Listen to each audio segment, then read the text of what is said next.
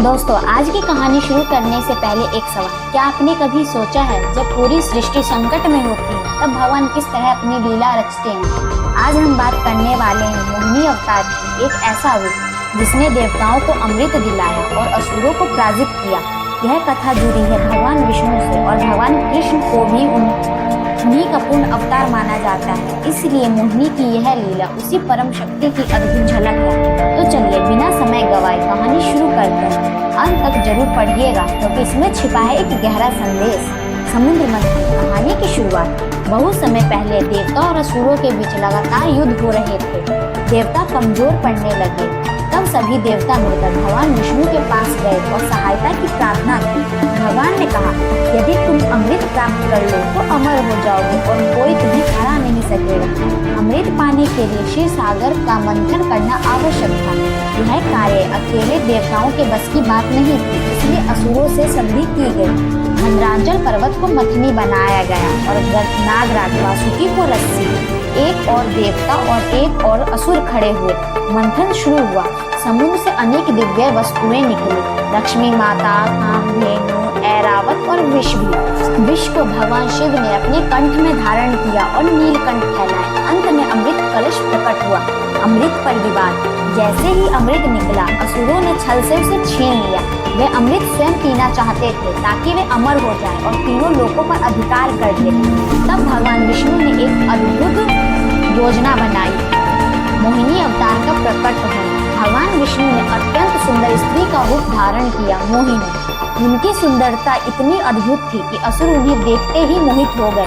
उनकी मधुर मुस्कान, मनमोहक चाल और आकर्षक रूप से भी सभी का मन बांध लिया। मोहिनी ने असुरों से कहा, वे वीरों, आप लोग झगड़ा क्यों कर रहे हो? मैं स्वयं अमृत का समान रूप से वितरण कर दूंगी। असुरों ने बिना सोचे समझे अमृत का कलश मोहिनी को सौंप दिया। वे उनके रूप पर इतने मोहित थे कि उन्हें किसी प्रकार का संदेह नहीं हुआ। बुद्धि से जीती गई लड़ाई। मोहिनी ने देवताओं और असुरों को अलग अलग पंक्ति में बैठाया। फिर चतुराई से अमृत केवल देवताओं को पिलाने लगी।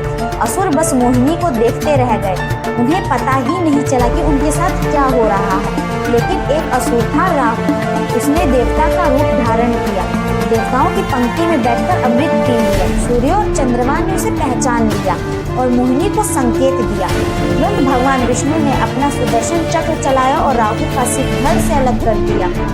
क्योंकि राहु ने अमृत का घूंट पी लिया, उसका सिर अमर हो गया। ये तभी से मान्यता है कि राहु और केतु ग्रहण का कारण बनते हैं। कृष्ण से संबद्ध भगवान विष्णु को भगवान विष्णु का पूर्ण अवतार माना जाता है। इसलिए मोहिनी अवतार की यह लीला भी उसी दिव्य शक्ति का एक रूप है। कृष्ण ने अपने जीवन में कई बार बुद्धि और नीति से धर्म की रक्षा की, चाहे महाभारत का युद्ध हो या अन्य लीलाएं। हर बार उन्होंने दिखाया कि केवल बल ही नहीं बल्कि बुद्धिमत्ता से भी आवश्यक है। मोहिनी अवतार यही सिखाता है कि जब धर्म संकट में हो तब रणनीति और चतुराई का प्रयोग करना भी धर्म है। इस कथा का संदेश। दोस्तों, यह कहानी पौराणिक घटना है। इसमें जीवन के लिए गहरा संदेश छिपा है। बुद्धि बल से श्रेष्ठ है। अहंकार हमेशा विनाश का कारण बनता है। धर्म की अंततः विजय होती है। असुर शक्तिशाली थे लेकिन अपने अहंकार और मोह के कारण हार गए। देवताओं ने धैर्य और विश्वास रखा, इसलिए अंत में विजय उनकी हुई। आज के समय में महत्व। यदि हम इस कथा को आज के जीवन से जोड़ें तो हमें यह सिखाती है कि हर समस्या का समाधान ताकत से नहीं होता। कई बार सही रणनीति और धैर्य समझदारी ही जीत दिलाती है। प्रतियोगी परीक्षाओं में, व्यवसायों में या जीवन के किसी भी क्षेत्र में केवल मेहनत ही नहीं बल्कि सही योजना भी जरूरी है। मोहिनी अवतार हमें यही सिखाता है कि स्थिति कठिन हो तब घबराने के बजाय बुद्धि का प्रयोग करना चाहिए। अंतिम संदेश। तो दोस्तों, यह थी मोहिनी अवतार की अद्भुत कथा। भगवान किसी भी रूप में प्रकट हो सकते हैं। उनका उद्देश्य हमेशा धर्म की रक्षा और अधर्म का नाश करना होता है। यदि यह कथा आपको पसंद आई हो तो कल्पना कीजिए कि आप मेरे YouTube चैनल पर हैं।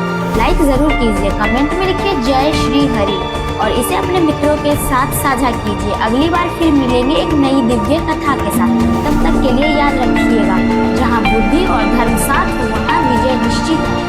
तब तक के लिए बाय बाय।